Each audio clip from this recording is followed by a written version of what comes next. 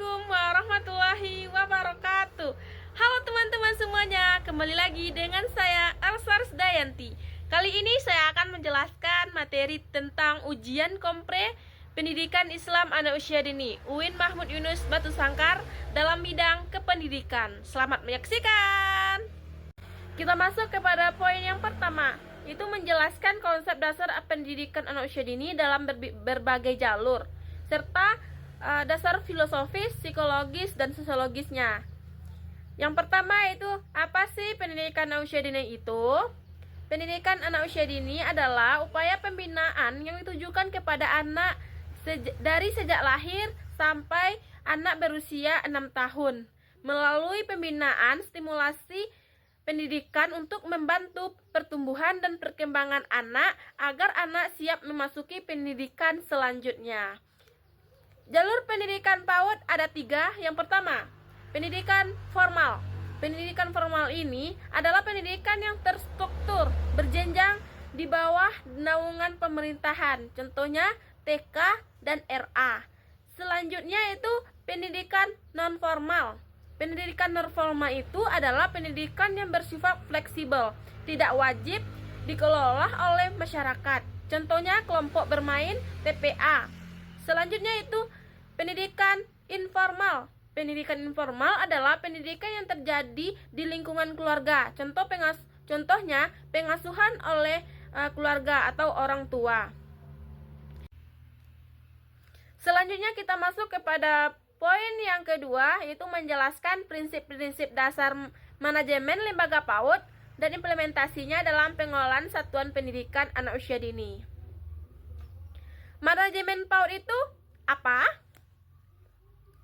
Nah, manajemen PAUD itu adalah proses perencanaan, pengorganisasian, pelaksanaan, dan evaluasi yang dilakukan untuk mengolah sumber daya di lembaga PAUD secara efektif dan efisien demi mencapai tujuan PAUD. Prinsip-prinsip dasar manajemen lembaga PAUD. Yang pertama, kepemimpinan partisipatif. Sebagai kepala PAUD harus memiliki sikap terbuka, melibatkan guru dan orang tua dalam pengambilan keputusan. Yang kedua, transparansi. Pengelolaan keuangan, sarana, dan program disampaikan secara terbuka oleh kepala PAUD. Selanjutnya itu efisiensi dan efektivitas. Sumber daya dimanfaatkan secara optimal dan tepat sasaran. Yang keempat, kepentingan terbaik anak.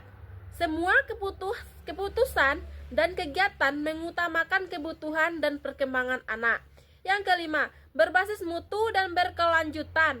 Lembaga terus melakukan perbaikan mutu layanan, pelatihan guru, dan evaluasi. Yang keenam, kontekstual dan kultural. Pengelolaan mempertimbangkan budaya lokal, kondisi masyarakat, dan lingkungan setempat. Yang ketujuh, keterpaduan layanan.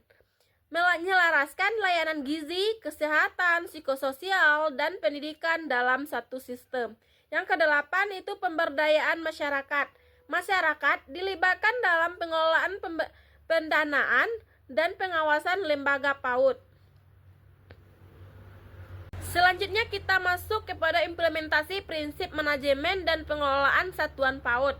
Yang pertama itu perencanaan. Menyusun visi misi lembaga PAUD yang berorientasi pada tumbuh kembang anak, menyusun rencana kerja tahunan dan program semester.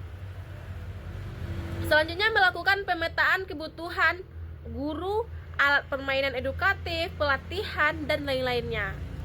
Selanjutnya itu pengorganisasian. Dalam menyusun struktur organisasi atau kepala sekolah, guru kelas, administrasi, komite. Selanjutnya, menentukan tugas pokok dan fungsi atau tupoksi kerja masing-masing setiap unsur satuan PAUD. Yang ketiga, membangun tim pengelola yang solid dan bekerja secara kolaboratif. Yang selanjutnya, pelaksanaan atau implementasi program.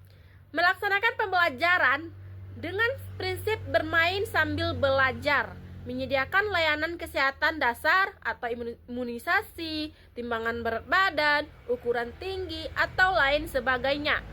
Itu selanjutnya menyelenggarakan kegiatan parenting untuk orang tua. Nah, ini perlu dilakukan setiap bulan atau minimal 2 bulan sekali.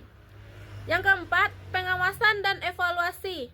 Melakukan supervisi akademik oleh kepala PAUD terhadap guru, evaluasi pelaksanaan pembelajaran dan program tahunan, menyusun laporan perkembangan anak dan laporan keuangan.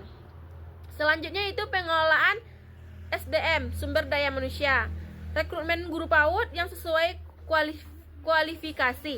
Selanjutnya memberikan pelatihan berkelanjutan seperti diklat, workshop atau BIMTEK. Selanjutnya itu menumbuhkan motivasi kerja melalui penghargaan, insentif, dan lingkungan kerja positif. Selanjutnya yang keenam, pengelolaan keuangan. Menyusun anggaran berbasis program, meningkatkan pendanaan dari berbagai sumber, menyusun laporan keuangan yang akuntabel atau transparan. Selanjutnya yang ketujuh, pengelolaan sarana prasarana. Menyediakan ruang belajar yang aman, bersih, ramah anak, menyediakan alat permainan edukatif yang sesuai, melakukan perawatan fasilitas secara rutin. Yang kedelapan, kemitraan dengan orang tua dan masyarakat. Mengadakan kegiatan parenting education, kunjungan rumah, atau bazar PAUD. Melibatkan orang tua dalam peringatan hari besar dan kegiatan bersama anak, menjalin kerjasama dengan puskesmas, PKK, dan instansi terkait. Masuk kepada materi yang ketiga, itu mampu menguraikan kompetensi pendidik PAUD yang mencakup pedagogik, profesional, sosial, kepribadian, serta etika dan adab sebagai pendidik muslim. Yang pertama kita masuk kepada cakupan kompetensi pedagogik ini adalah memahami tahap perkembangan anak usia dini, merancang rencana pembelajaran berbasis bermain, mampu menciptakan lingkungan belajar yang aman, nyaman, dan menyenangkan, mampu melakukan stimulasi perkembangan secara holistik, melakukan asesmen perkembangan anak usia dini secara otentik dan berkelanjutan. Contoh implementasinya itu menggunakan permainan sebagai media pembelajaran, mencatat portofolio perkembangan anak secara individual, merancang aktivitas sesuai minat dan usia anak. Selanjutnya itu kompetensi profesional. Kompetensi profesional adalah penguasaan materi ajar, kurikulum, pengembangan keprofesional berkelanjutan. Cakupannya adalah menguasai materi PAUD seperti perkembangan anak, metode pembelajaran, gizi, kesehatan dasar, dan parenting. Memahami dan menerapkan kurikulum PAUD, baik itu kurikulum merdeka atau kurikulum 13. Mampu mengembangkan media ajar kreatif. Selanjutnya itu aktif dalam pengembangan diri melalui pelatihan, workshop, atau komunitas guru. Contoh implementasinya membuat alat permainan edukatif dari bahan bekas. Selanjutnya mengikuti pelatihan daring atau luring tentang literasi numerasi anak usia dini. Selanjutnya kita masuk kepada kompetensi sosial.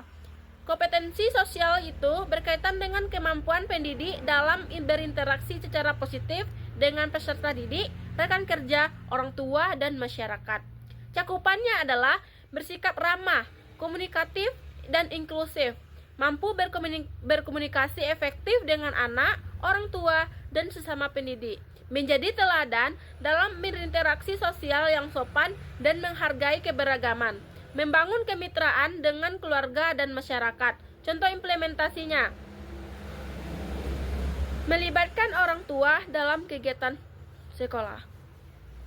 Kepribadian. Kompetensi kepribadian mencakup integritas, moral, dan kepribadian yang kuat sebagai seorang pendidik. Cakupannya itu memiliki akhlak terpuji, sabar, penyayang terhadap anak-anak, bertindak jujur, disiplin, dan bertanggung jawab. Menjadi figur yang bisa diteladani anak dalam sikap dan tutur kata, mampu mengelola emosi dan menjaga ketenangan dalam menghadapi anak. Contoh implementasinya itu tetap bersikap tenang saat anak tantrum. Selanjutnya konsisten menerapkan nilai-nilai kebaikan di kelas. Kita masuk kepada materi etika dan adab sebagai pendidikan muslim.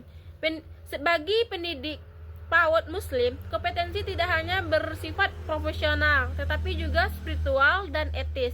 Cakupannya itu menjadikan niat baik, mendidik sebagai ibadah, menjadi teladan dalam ibadah harian, mengajarkan nilai-nilai Islam secara halus dalam keseharian, menjaga adab berpakaian, bertutur kata, dan berperilaku sesuai syariat, berdoa dan mendoakan anak-anak sebagai bagian dari kasih sayang spiritual.